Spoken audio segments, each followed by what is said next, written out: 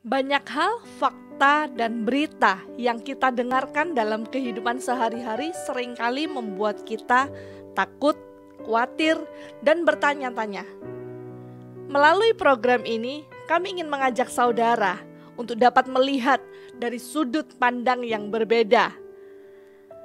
Sudut pandang kasih Bapa kepada manusia, sehingga apapun yang sedang terjadi, kita paham bahwa segala sesuatu yang terjadi ujung-ujungnya mendatangkan kebaikan dalam kehidupan kita. Roma 1 ayat 16 berkata, "Sebab aku mempunyai keyakinan yang kokoh dalam Injil, karena Injil adalah kekuatan Bapa yang menyelamatkan setiap orang yang percaya, pertama-tama orang Yahudi, tetapi juga orang Yunani." Bagi orang percaya, Injil adalah kekuatan Bapa yang menyelamatkan. Injil adalah kabar baik Yesus Kristus, penuh kasih karunia dan kebenaran. Di tengah-tengah keadaan yang buruk, situasi yang tidak menguntungkan, atau ketakutan akan masa depan, kita memiliki pengharapan di dalam Kristus Yesus. Karena Injil adalah kabar baik yang sanggup menyelamatkan kita semua.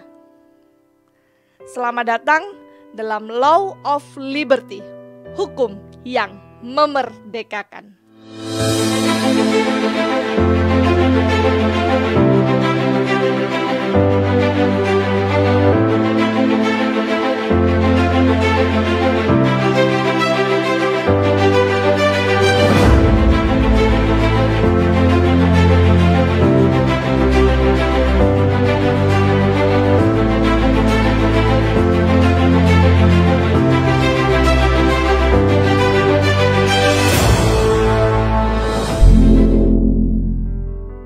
Vaksin dan chip adalah isu yang marak diberitakan di media-media sosial pada masa pandemi ini. Karena vaksin merupakan salah satu solusi dari pemerintah untuk menekan penyebaran virus COVID-19, sehingga kita dapat beraktivitas kembali normal seperti sebelum masa pandemi. Ada dua alasan utama mengapa orang-orang menolak vaksin. Yang pertama, karena belum terbukti secara uji klinis. Yang kedua, karena alasan agama. Untuk alasan agama, banyak orang Kristen berpikir bahwa dalam vaksin COVID-19 terdapat microchip 666 yang menurut kitab Wahyu 13 adalah antikris. Dan bagi yang pro vaksin, mereka berkata bahwa pemerintah berasal dari Tuhan. Jadi keputusan pemerintah wajib kita percaya dan kita ikuti jika kita sungguh-sungguh percaya kepada Tuhan. Secara umum pertentangan inilah yang menjadi isu yang terus diperdebatkan di media-media. Bagaimana kita melihat fenomena ini sebagai orang percaya dalam kasih karunia Kristus? 2 Korintus 5 ayat 17. Jadi siapa yang ada di dalam Kristus adalah ciptaan baru, yang lama sudah berlalu, sesungguhnya yang baru sudah datang. Sejak kita menerima Yesus sebagai Tuhan dan Juru Selamat hidup kita, maka kita menjadi ciptaan yang baru, yang lama sudah berlalu. Apakah yang baru sebagai ciptaan yang baru ini? Yeskiel 36 ayatnya yang ke-26. Kamu akan kuberikan hati yang baru dan roh yang baru di dalam batinmu, dan aku akan menjauhkan dari tubuhmu hati yang keras dan kuberikan kepadamu hati yang taat. Apa yang baru? Roh kita yang baru. Bapa memberikan roh yang baru dalam batin atau jiwa kita, yaitu roh Bapa. Itu sebabnya ayat berikutnya berkata dalam Yeskiel 36 ayat yang ke-27, Rohku akan kuberikan diam di dalam batinmu, dan aku akan membuat kamu hidup menurut segala ketetapanku dan tetap berpegang pada peraturan-peraturanku dan melakukannya.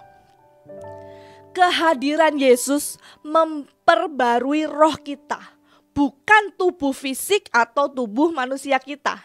Itu sebabnya jika kita menerima Yesus, tidak mengubah apa-apa bentuk fisik kita. Tetapi di dalam kita ada Roh Kudus yang menuntun kita dan mengubahkan karakter kita. Amin. Jadi yang gendut tetap gendut, yang kurus tetap kurus. Tapi ada Roh Kudus yang menuntun dan mengubah karakter kita. Nah, vaksin dan chip itu tidak ada hubungannya dengan manusia roh kita. Karena vaksin dan chip itu hanya sampai pada area fisik atau tubuh, yang mana tubuh kita ini akibat dosa makin lama makin lemah dan ujungnya binasa. Jadi saat kita menerima vaksin itu tidak mengubah apapun identitas kita di hadapan Bapa. Karena Bapa bukan lagi melihat siapa kita, tapi Bapa melihat Roh Kristus yang ada di dalam kita. Amin.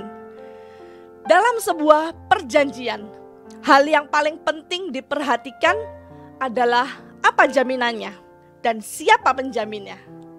Roh Kudus adalah jaminan hidup kekal bagi kita orang percaya. Itu sebabnya tidak ada alasan untuk kita menjadi takut dan khawatir, karena Roh Kudus adalah Tuhan yang sangat mengasihi kita.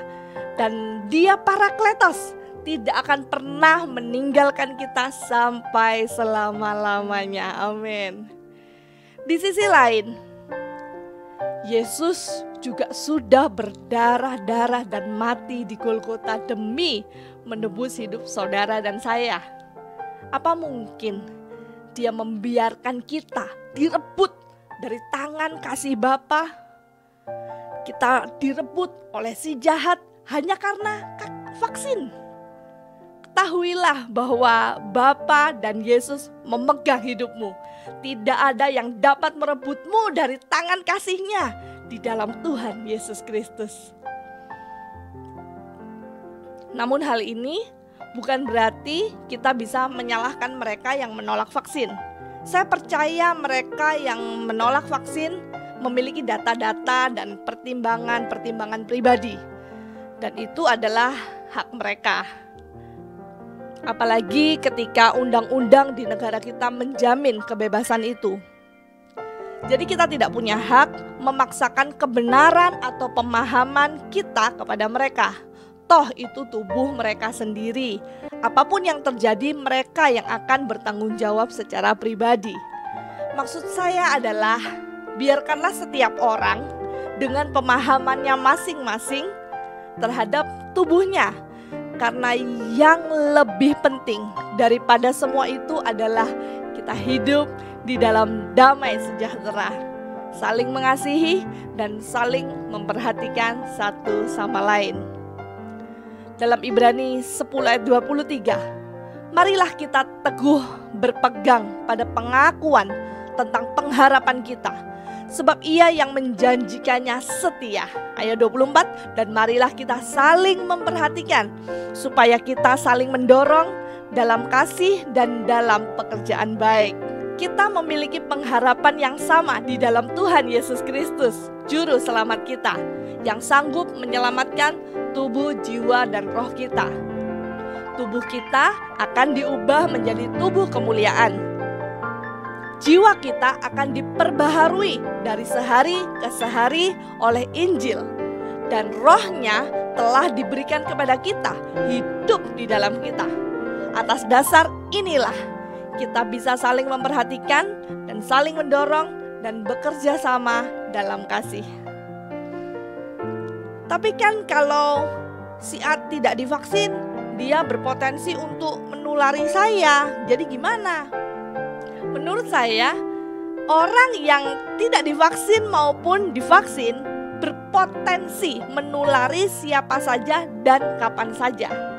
Yang lebih penting adalah bagaimana dengan diri kita sendiri. Tubuh kita siap tidak jika kita tertular. Tentunya orang yang divaksin tidak akan terlalu terdampak. Jadi mengapa kita harus khawatir jika ada yang tidak divaksin lalu akan menulari kita? Lebih penting daripada itu adalah biarlah kita saling mengasihi, kita saling support, kita menerima satu sama lain. Karena melalui itulah Bapa dipermuliakan dalam kehidupan kita semuanya. Terpujilah Tuhan Yesus Kristus, diberkatilah kita senantiasa. Shalom.